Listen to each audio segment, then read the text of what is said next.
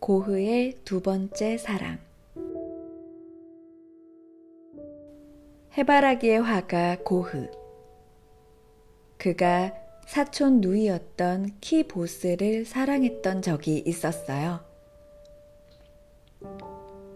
그녀는 고흐보다 나이가 많을 뿐만 아니라 방금 남편을 잃고 4살 배기 아이를 혼자서 키우고 있었지요.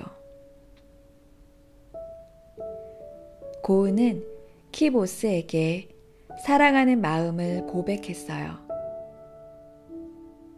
하지만 슬픔에 빠진 키 보스는 고흐의 마음을 받아줄 수 없었어요. 마음을 거두세요. 누구도 우리의 사랑을 축복해주지 않을 거예요. 게다가 저에겐 당장 우유값을 걱정해야 하는 아이가 있어요. 이 아이를 신경 쓰는 일만으로도 저는 너무 벅차요. 당신의 마음을 받아줄 여유가 제겐 없다고요. 키 보스는 정중하게 고흐의 고백을 거절했어요. 사촌끼리의 사랑을 옳다고 축복해줄 사람은 드물었어요. 좀 더 나이를 먹은 키 보스는 고흐보다 어른답게 행동하고 싶었어요. 고흐의 사랑을 받아줄 수는 없지만 그렇다고 그의 마음을 아프게 하고 싶지는 않았거든요. 물론 고흐는 이미 키 보스에게 흠뻑 빠져있는 상태였어요. 어떤 말을 해도 듣지 않았지요. 키 보스, 내 말을 잘 들어요. 사람은 누구나 사랑에 빠져요. 그게 언제이든 누가 됐든 사랑에 빠진 사람에게 돌을 던질 수는 없어요. 우리가 사촌 사이라는 게 뭐가 그리 중요한가요? 우리 같이 암스테르담으로 떠나요. 물론 당신의 아이도 함께요. 나만 믿어요. 내가 당신을 돌봐줄게요. 고흐는 키보스와 함께라면 어디로든 갈 수 있을 것 같았어요. 누구도 둘 사이를 갈라놓을 수 없는 곳으로만 갈 수 있다면요. 얼마 지나지 않아 키보스의 아버지가 모든 사실을 알게 되었어요.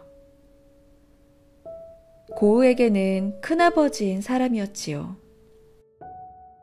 큰아버지는 키보스와 어린 손자를 데리고 깊은 산속으로 들어가 버렸어요. 자기가 앞장서서 둘 사이를 갈라놓지 않으면 안 되겠다고 생각했던 거예요. 고흐와 키보스의 사랑은 그렇게 해서 매듭을 짓게 되는 듯 싶었어요. 그러던 어느 추운 겨울날이었어요. 눈보라가 세차게 몰아치던 날이었지요. 고흐는 옷도 제대로 갖춰 입지 못한 채로 집을 나섰어요. 바람이 얼마나 거세게 부는지 눈도 제대로 뜰 수 없을 정도였어요. 고흐는 온통 눈으로 하얗게 덮인 산을 성큼성큼 오르기 시작했어요. 자네 제정신인가? 지금 이 눈보라가 안 보여? 그러다 무슨 일을 당하려고? 얼른 돌아가게나! 산 입구에서 만난 할아버지가 고흐를 말렸어요. 꼭 만나야 하는 사람이 있습니다. 고흐는 아랑곳하지 않았어요.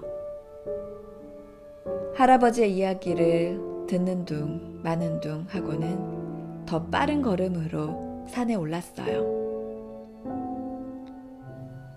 얼마나 걸었을까? 고흐의 몸은 어느새 새하얀 눈에 덮여 있었어요. 눈이 쉬지 않고 내려서 고우의 몸을 그처럼 하얗게 감싸버린 거예요. 산속에도 제법 눈이 쌓였어요. 걸을 때마다 다리가 눈 속으로 푹푹 들어갔어요. 고우는 이미 힘이 빠질 대로 빠져있는 상태였어요. 잔뜩 쌓인 눈 속을 걸으려니 여간 힘든 일이 아니었지요. 지금껏 그녀는 큰아버지의 모진 꾸지람도 다 견뎌냈을 텐데 뭘. 이깟 눈쯤은 아무것도 아니라고. 고우는 지치지 않고 오히려 마음을 단단히 먹었어요. 무슨 일이 있어도 꼭 그녀를 만나고야 말겠다고 다짐했지요. 끼니를 거르는 일도 고우에게는 아무런 문제가 되지 않았어요.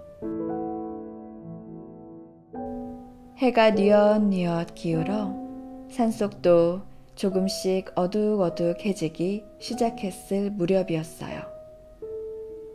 고우가 드디어 한 산장 앞에 도착했어요. 바로 사촌 키보스와 큰아버지가 살고 있는 집이었지요. 고우는 대문을 두드리기 위해 주머니에서 손을 꺼냈어요. 그런데 이게 웬일일까요?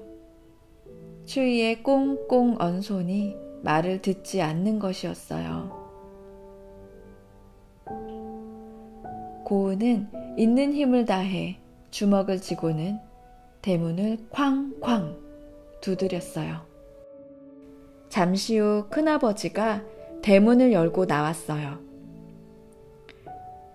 아니 자네, 여기가 어디라고? 감히 찾아왔는가? 생각했던 대로 큰아버지는 고우를 보자마자 큰 소리로 화를 냈어요. 키보스를 보여줄 생각일랑은 아예 없었지요. 큰아버지는 인사도 하지 않은 채 대문을 쾅 닫아버리려고 했어요. 바로 그때였어요. 고우가 큰아버지의 손을 덥석 붙잡고는 집 안으로 들어온 것이었어요.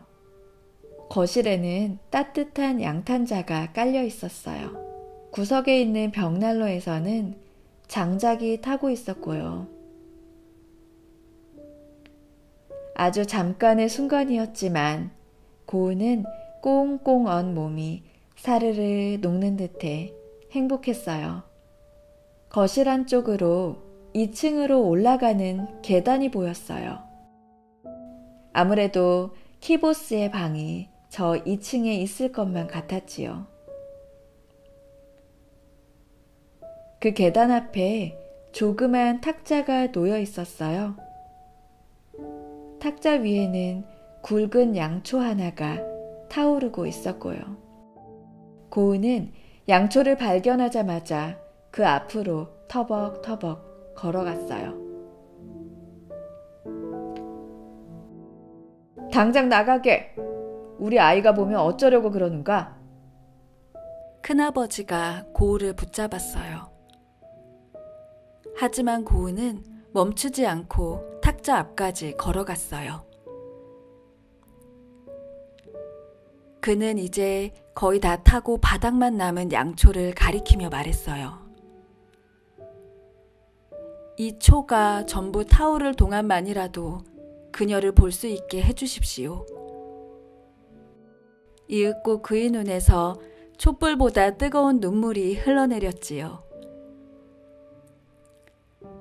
딱 한 번이면 됩니다. 제 사랑도 딱 한 번일 테니까요.